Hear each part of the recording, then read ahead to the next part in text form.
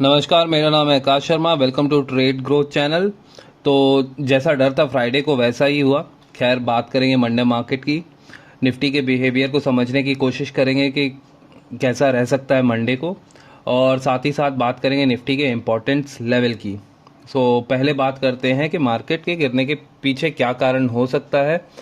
मेरे previous videos में मैंने डिस्कस किया था कि मार्केट गैप अप खुलेगा और फिर वो ऑल टाइम हाई तक जा सकता है। बट डर इस बात का था कि ऑल टाइम हाई से जो सेलिंग आ सकती है उसको कैसे हैंडल करेगा मार्केट।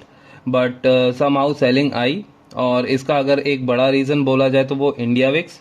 क्योंकि फ्राइडे को अगर देखा जाए, इंडिया विक्स ऑलमोस्ट 15.3 तक चला गया था।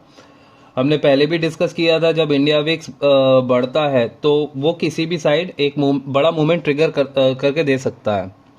तो फ्राइडे को मार्केट गैप अप खुला।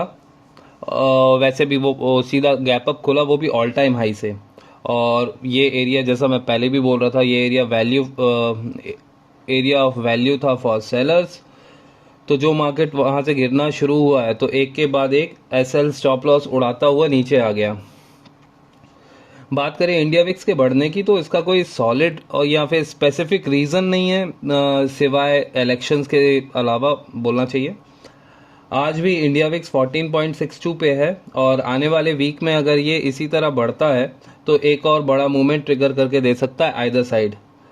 अभी के हिसाब से अगर देखा जाए तो ट्रेड करने का बेस्ट तरीका है कि अगर कैंडल 20, अगर मैं बुलिश ट्रेड की बात करूं तो अगर कैंडल 20 ईएमए के ऊपर क्लोज करता है 5 मिनट टाइम फ्रेम पे, तो उसका हाई हमारा एंट्री पॉइंट होगा, और उसी कैंडल का लो हमारा एसएल होगा। या फिर आप अपने इमोशंस के अकॉर्डिंग या अपने रिस्क मैनेजमेंट के अकॉर्डिंग एसएल लगा सकते हो।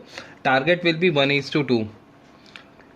या फिर अगर मूवमेंट हमारे डायरेक्शन में हो जाता है तो हम ट्रेलिंग स्टॉप लॉस का भी सहारा ले सकते हैं। सेम तरीका रहेगा फॉर द बेयरिश ट्रेड।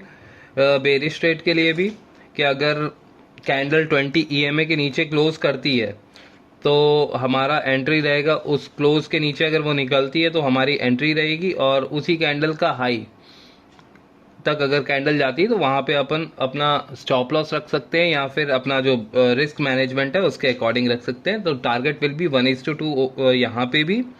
और अगर ट्रेड हमारे डायरेक्शन में जाता है तो फिर अकॉर्डिंगली हम उसको ट्रेलिंग स्टॉप लॉस के साथ बढ़ा भी सकते हैं।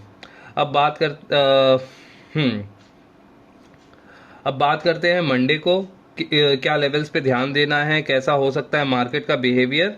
तो चैनल को सब्सक्राइब कर लो और बेल आइकन को दबा दो। साथ ही साथ नोटिफिकेशन को ऑल कर दो, जिससे मेरे सारे वीडियोस का नोटिफिकेशन आपको मिल जाए।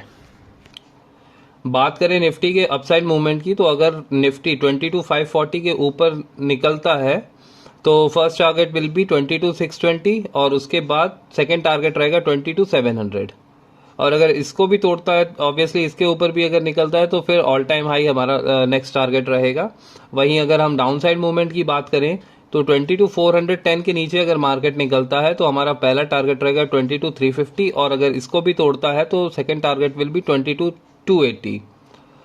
और समहाउ अगर ये यहाँ पे सस्टेन नहीं कर पाया देन वो 22,200 तक इजी मूव दे सकता है। चलिए ऑप्शन डेटा देखते हैं। तो ऑप्शन डेटा में अगर कॉल साइड की बात करें तो इसमें अच्छी खासी एग्रेसिव कॉल राइटिंग है कहूँगा मैं। बिकॉज चाहे हम इन द मनी चले जाएं, आउट ऑफ द मनी जाएं, वहाँ पे तो खैर रहती है, बट एट द मनी पे भी अच्छी खासी कॉल राइटिंग है। वहीं अगर हम पुट साइड की बात करें तो इन द मनी अनवाइंडिंग देख सकते हैं वहाँ पे, और एग्रेसिव पुट राइटिंग तो खैर इधर देखने को मिल नहीं रही है।